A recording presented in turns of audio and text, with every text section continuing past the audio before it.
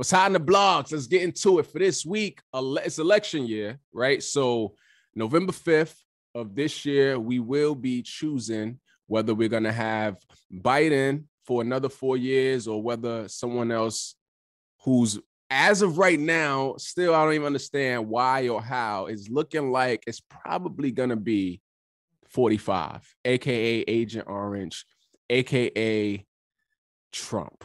Is looking like he is still the front runner for the Republican Party. And what I'm seeing a lot that's happening on social media right now is a lot of talk about what President Biden hasn't done, and particularly what he hasn't done for Black people. I'm seeing that a lot. And I feel like there's a lot of misinformation inside of what I'm seeing on social media. I feel like when you go in the comment section on a lot of these blogs, I feel like you see a lot of bandwagon comments, a lot of people just saying the same thing.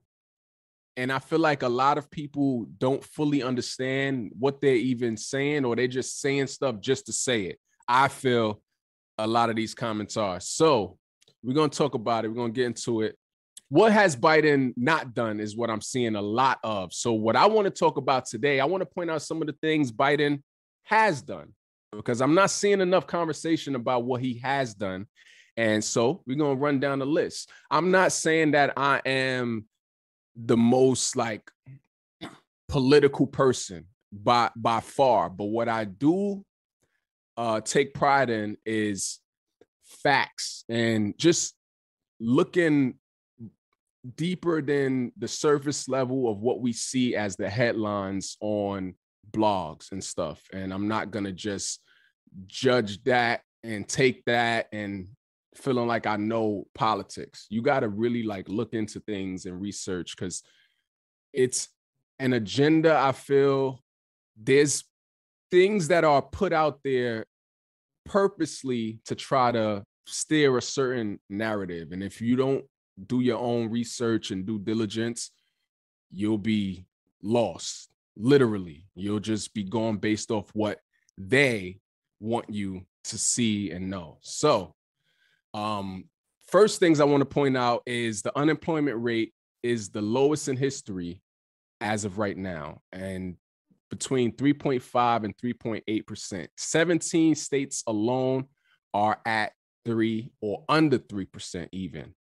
Another thing Biden has done regarding the student loan debt, which I've seen a lot of comments about what he hasn't forgiven, and maybe yours wasn't forgiven. And I feel like a lot of these comments probably didn't even go to school. They probably don't even got student loan debt, and they just want to say like, oh, he's been saying this since he's got in office and he hasn't done nothing. It's like, actually he has. If you would have looked into it, you would have known that he has, with his administration, forgiven over $132 billion in student loan debt for more than 3.6 million Americans. These are factual numbers that you can research and look up yourself.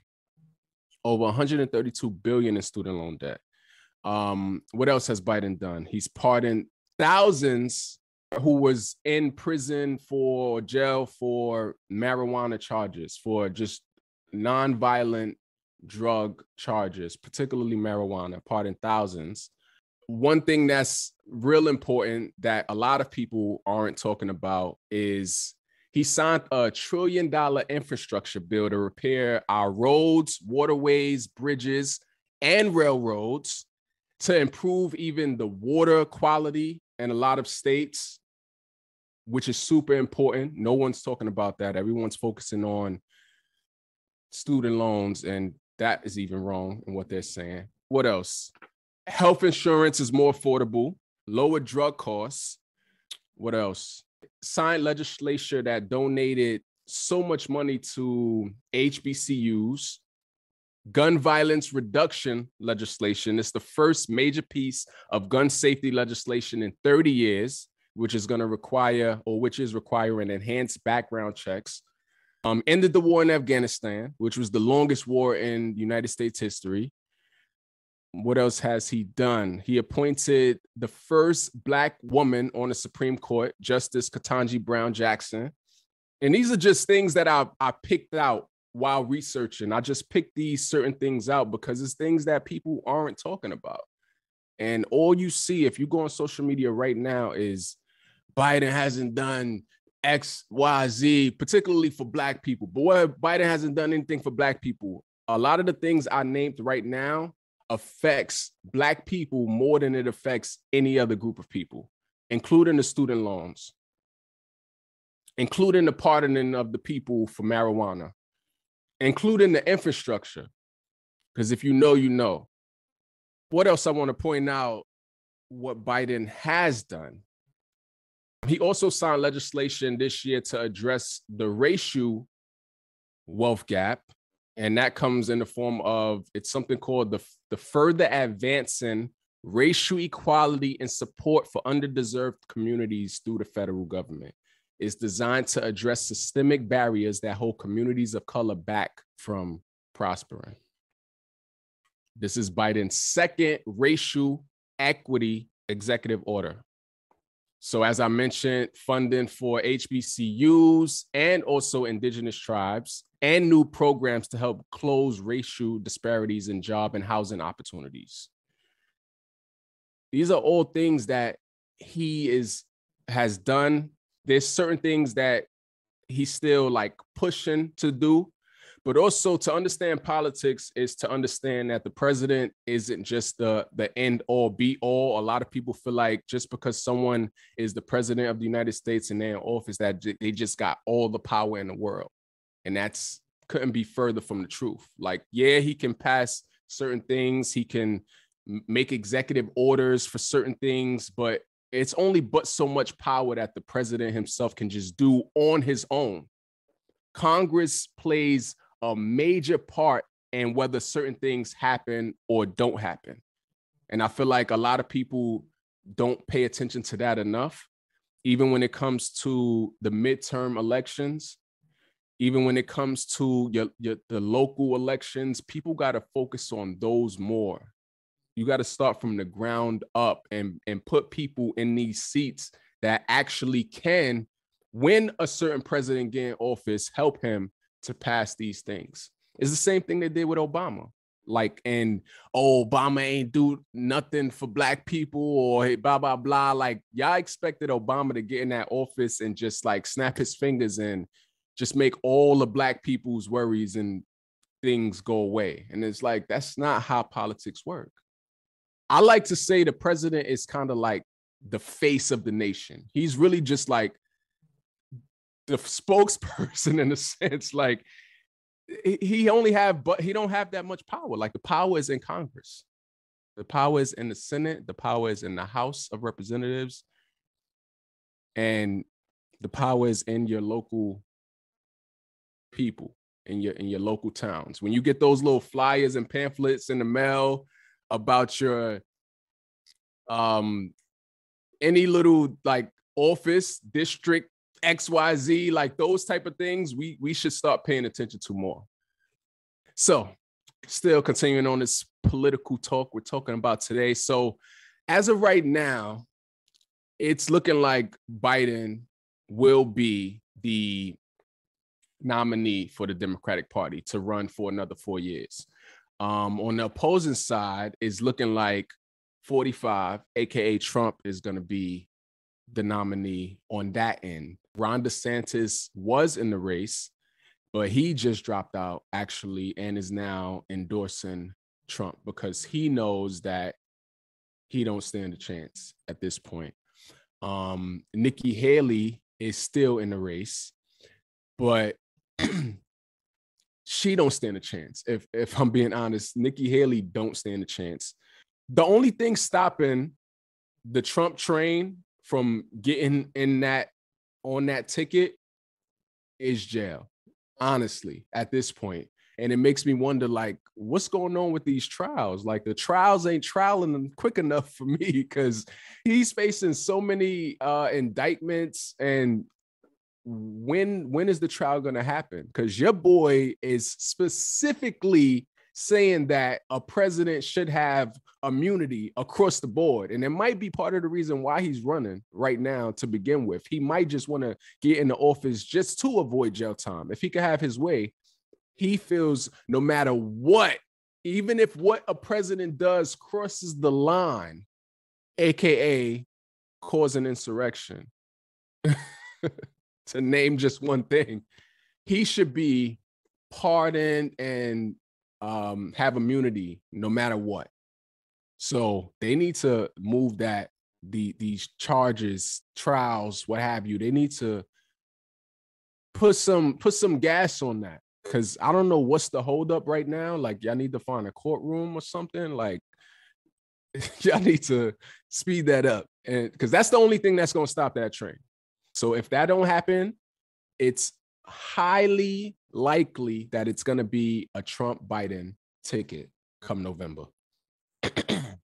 And I'm seeing too many people jumping on the bandwagon of what Biden hasn't done and why they're not voting for him, and giving Trump praise for a stimulus check. And that's the most disappointing thing that I'm seeing with a lot of my people who aren't really invested in politics and or even care, honestly, and just care that they got a stimulus check is very, very disappointing. A stimulus check that Trump himself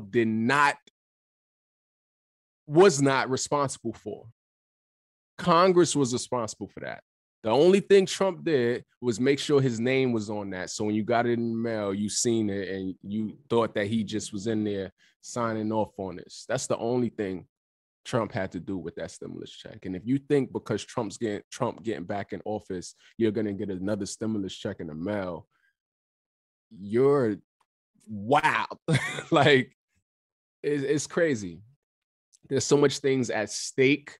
You got to really look deeper into what Trump wants to do when he gets in office. And if you agree with that, hey, cast your vote for him.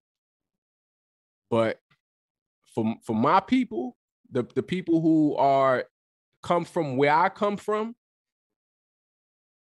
you're not gonna like a lot of the things that is at play here. So I think a lot of people just got to do their research, their due diligence. Yeah, it's wild. I want to address also the comments Nikki Haley made when she said that America has never been a racist country, and also in the same breath saying that she experienced racism growing up. It's like, you're talking out of both sides of your mouth here. Like, is it not, or is it? And how can you fix your face to say that America has never been a racist country? Like, what? Are you from here? Like, have you seen America? Like, make it make sense. I learned that I didn't even notice. I thought Nikki Haley was a white woman. I did not know that Nikki Haley was Indian. And she changed her name, like not even mixed. Both of her parents are Indian. And I don't know why she changed her name, but I could only imagine she changed it because of America and to be more palatable, I guess, to be white passing, maybe even. I don't know why she changed her name, but her actual born name was Nimarata Randawa. She's Indian. Both parents. But got the audacity to say America has never been a racist country. I'm curious to know why she changed her name. Because I'm sure it's because of America. And maybe you felt you would get further by not having a name like Nimarata Ranwa. Like, come on, Nikki. Another thing too, because social media is playing a huge part in politics this year, and it's social media should not be your source for information regarding politics, because even the sites alone, the companies alone, Meta, Instagram, Facebook, Twitter, whatever, they all have the power to block certain things, let certain things reach the surface, let certain things be more visible. And it could all be propaganda to try to sway people one way or another. All I'm gonna say is for people to do your own research. Do your research on what Biden has done, what the plan is for the future. If you still feel he's not the right one, whatever, that it's your prerogative to vote however you want, but just don't go based off headlines you see on social media and misinformation and wrong information about what you think Biden hasn't done. Not voting is not an option. I mean, if you don't want to, you don't want to, but I feel like if you feel like I don't want either of them, I'm not voting. Just know that other side is not feeling that way.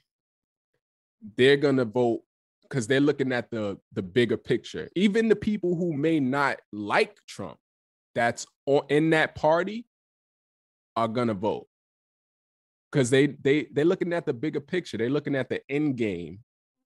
It's the reason why somebody like DeSantis could drop out and now support Trump, who probably said some wild about him while running,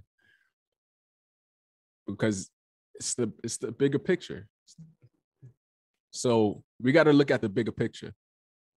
Another thing too is people feel like there's other choices, there's other options, which there is.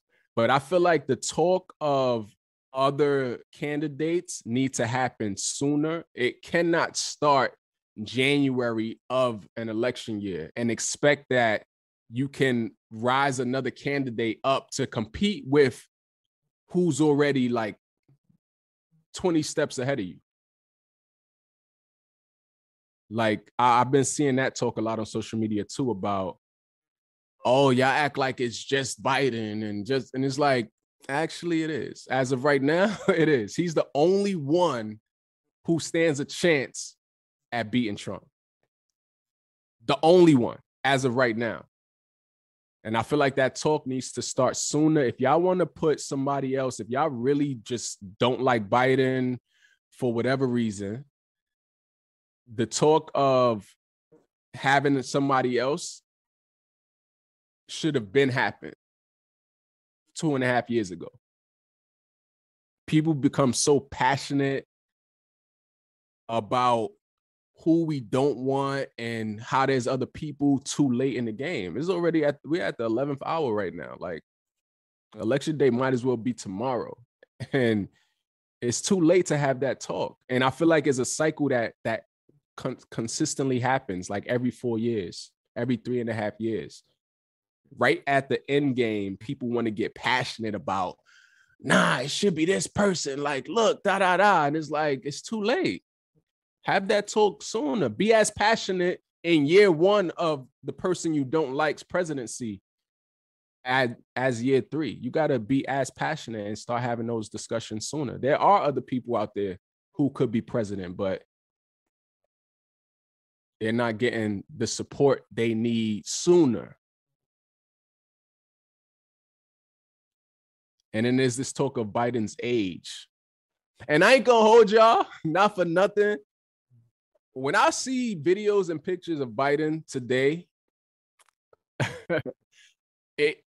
we know the presidency like ages people. And we seen it happen with Obama even. Like your man's went in with jet black hair and by year 6 or 7 was full gray and white. Like it ages you. It's a stressful job. It's a stressful position to hold.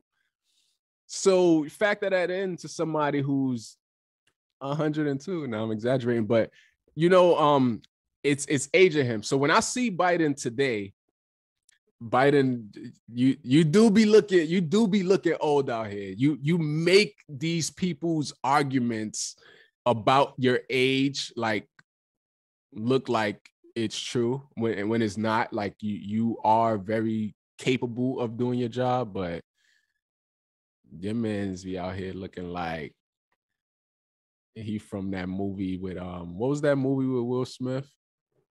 I Am Legend. Your man's be out here looking like one of them. But the people who are like trying to put age on it and saying like, oh, he's too old to be president, knock it off. Because if you're gonna say that about Trump too, because he's right there. They're damn near the same age, so you can't say that. Like I said, the age ain't got nothing to do with it. Biden is clearly capable of doing this job, and it's stressful. It's gonna age anybody. So you factor somebody in who's 80 or so, like it's gonna add even more years on them. Cause y'all be stressing the president now. Nah. Imagine that's a tough job. But yeah, I think that's gonna conclude my political talk for today. Hopefully y'all gained some knowledge and why we need to look at the bigger picture and how we need to focus on our local elections.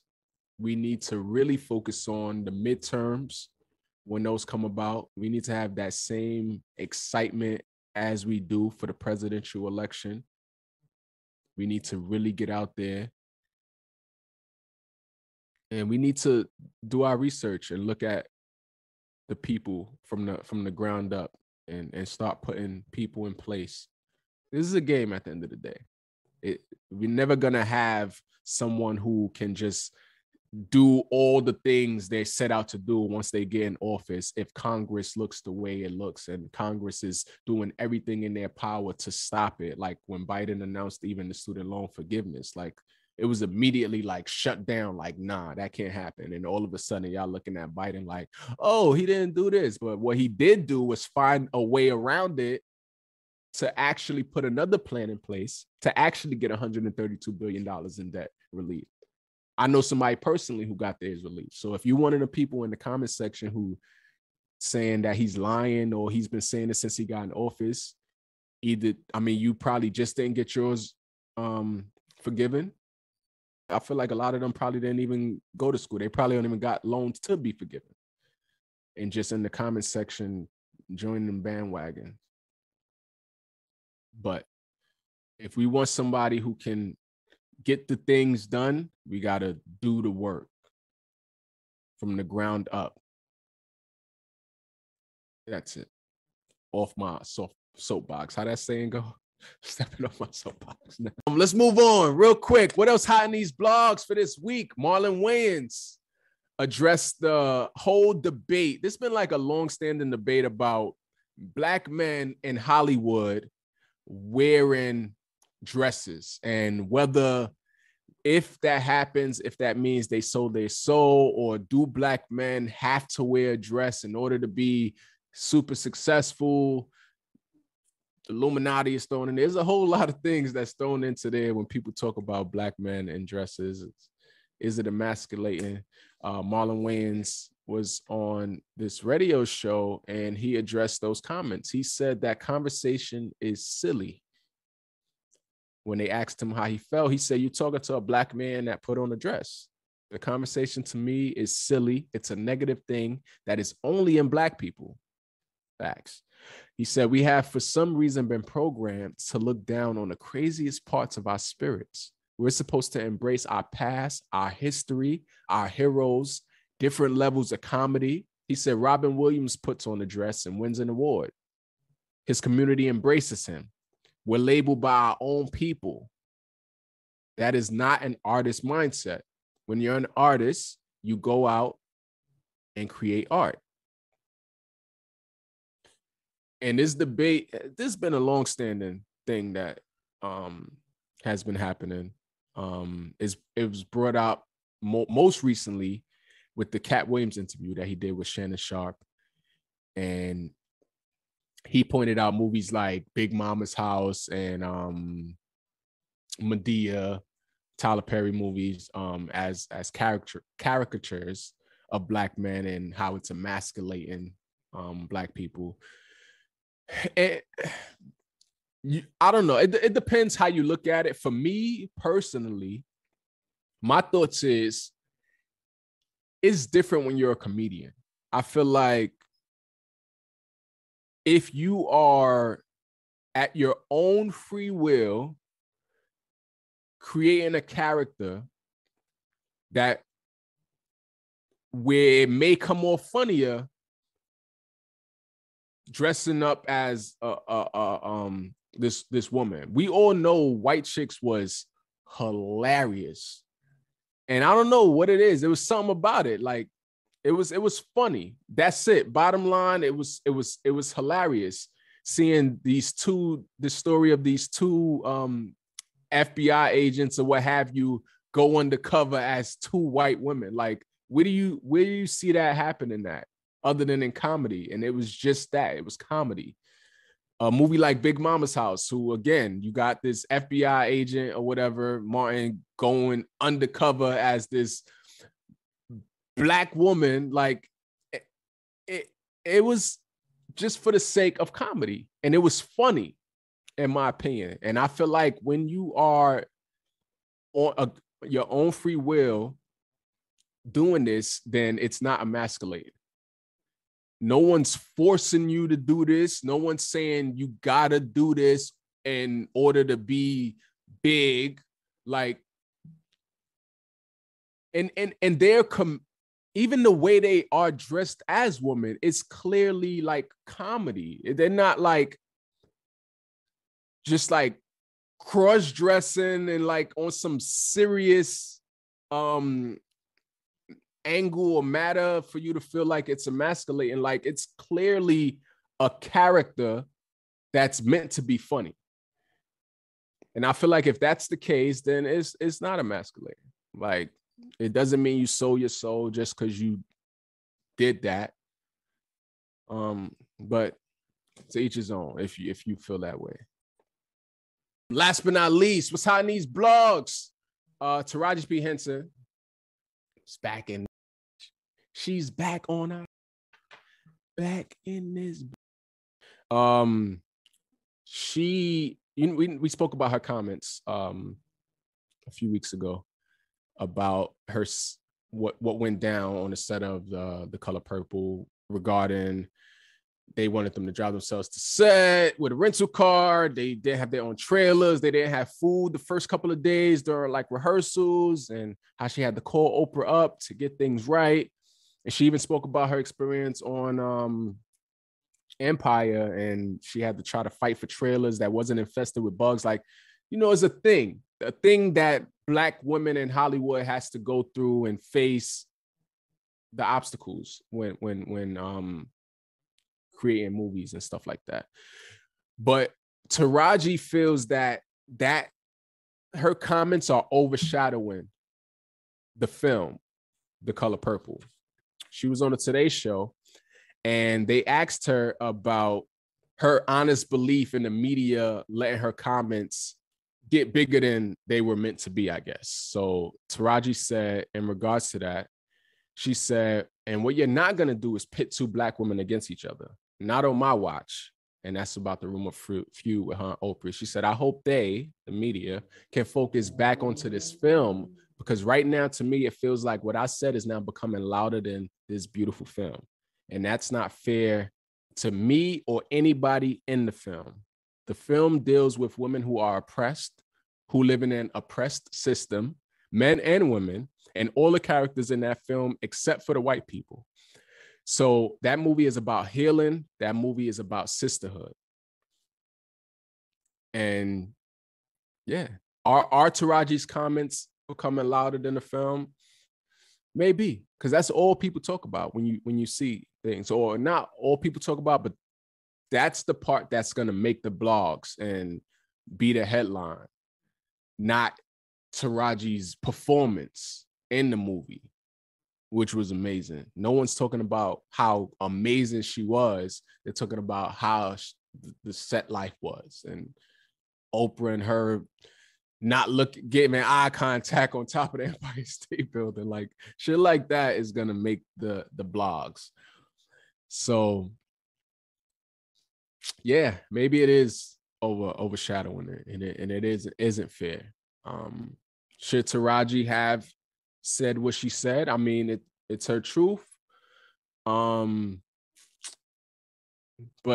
I guess being in this business long enough, she probably should have known that it was going to be taken as a soundbite and just like spread.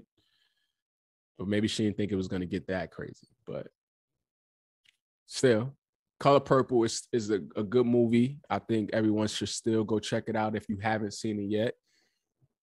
And yeah, still, fat shouts to Taraji. You dope. Don't feel like you gotta like not speak your mind about things. Like say that get that your chest. But yeah, that's it. And that's gonna conclude the podcast for today. And what's hot in these blogs.